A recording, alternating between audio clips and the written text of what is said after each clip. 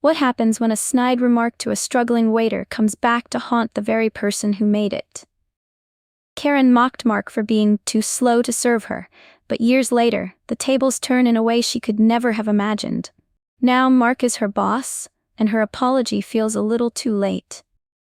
The evening rush was in full swing at La Belle Vie, one of the city's most exclusive restaurants, known for its impeccable service and high-profile clientele. Waiters, dressed in crisp black uniforms, darted between tables, balancing trays laden with gourmet dishes, while patrons sipped expensive wine and discussed business deals. Mark, a young waiter with a kind face but visibly worn-out eyes, was already having a tough shift.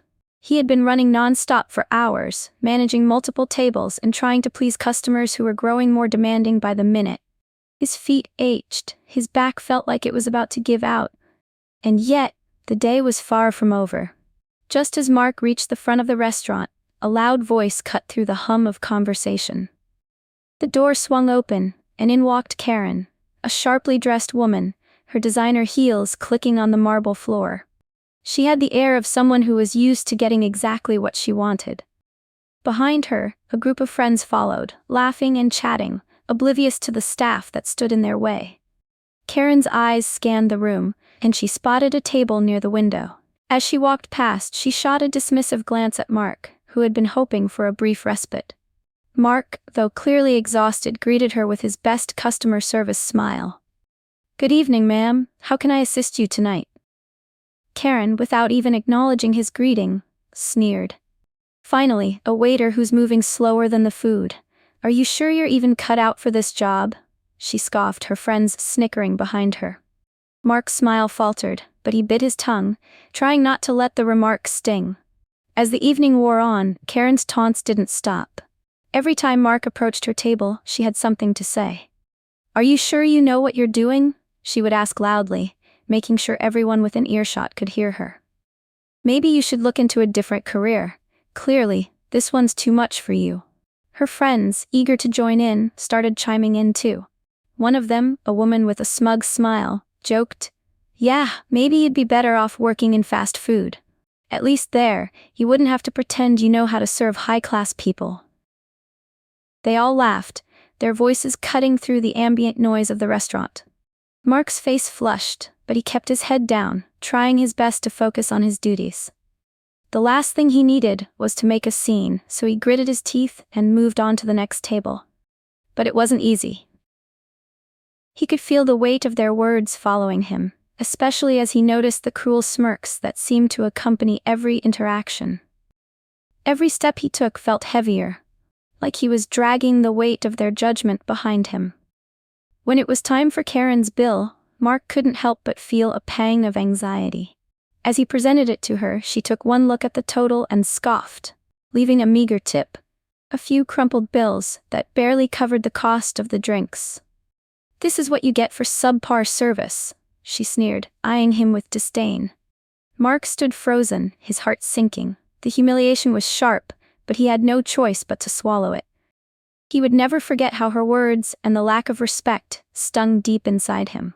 The moment Mark walked out of La Belle Vie after his shift, he felt the weight of Karen's cruel words settle deep within him. The humiliation, the mocking laughter, it all burned in his chest. But instead of letting it break him, something inside him snapped. He wasn't going to let this define his life.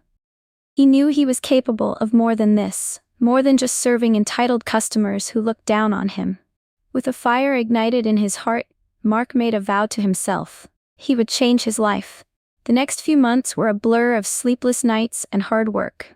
Mark enrolled in a local community college, juggling part-time shifts at the restaurant while attending classes in business management. He learned everything he could about leadership, strategy, and resilience.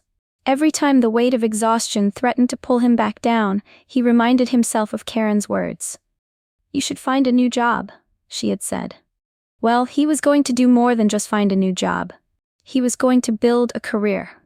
Years passed, and Mark's hard work paid off. He secured a role at a prestigious business firm, slowly climbing the ranks with each passing year.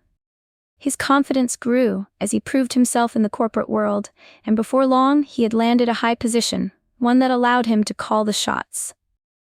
And then, one fateful day, it happened. Karen, struggling in her own career and in need of a fresh start, was transferred to Mark's company as part of a major restructuring. Mark's eyes widened as he saw her walk into the office, her confident, entitled attitude replaced by uncertainty. The shock on her face when she learned that Mark, the waiter she had mocked, was now her boss, was priceless. Karen walked into the sleek, modern office building, her heels clicking sharply against the polished floors. She had been transferred to the company as part of a massive restructuring and was nervous about the new environment. As she approached her new office, she took a deep breath, preparing to face a fresh start. But when she stepped into the spacious room and saw the man sitting behind the desk, her heart dropped. There, in a crisp suit, with a calm yet authoritative expression, sat Mark. The same Mark she had mocked years ago, the waiter she had belittled and dismissed as incompetent. He was no longer the tired, overworked waiter. He was a confident businessman, in control of the situation. His presence was commanding, and the change in him was undeniable. For a moment, Karen stood frozen in the doorway, her mouth agape. She blinked, unable to process what she was seeing. She had never imagined that this moment would come, let alone that she would be standing before him as an employee. The silence between them stretched on, thick with tension. Her mind raced as memories of her cruel words flooded back. You should find a new job. And now, here she was, about to work under him. Mark didn't flinch. He didn't seem to harbor any ill will or animosity. Instead, he stood, extending a hand with a professional smile. "Welcome to the team, Karen," he said, his voice steady and calm. Karen's face flushed, the realization hitting her like a wave. She had no choice but to shake his hand, her tongue tied with awkwardness. She couldn't find the words to respond, her mind still reeling from the stark turn of events. Karen stood there, unsure of how to proceed. The uncomfortable silence between her and Mark stretched on, her mind trying to catch up with the reality of the situation. She knew she couldn't just act like nothing had happened. But apologizing felt impossible. Too little, too late. But as the awkwardness thickened, Karen finally found her voice. "Mark, I just want to say I'm sorry," she said, her tone shaky, "for how I treated you before. I was wrong, and Mark held up a hand, interrupting her apology with a soft, almost imperceptible smile. "It's all right, Karen," he said, his voice cool and collected. "I understand. Let's focus on the work ahead." He nodded, signaling that the past was behind them. There was no bitterness in his words, no trace of resentment. Just professionalism. It was clear to Karen that Mark had moved on long ago, and that made her feel all the more small. Mark turned back to his desk, his eyes scanning the documents in front of him. He didn't need to say anything else. His success was more than enough to speak for itself. He had proven his worth not just to Karen, but to everyone who had doubted him. The quiet triumph in his chest was a reward in itself. Karen, on the other hand, left the office with her head low.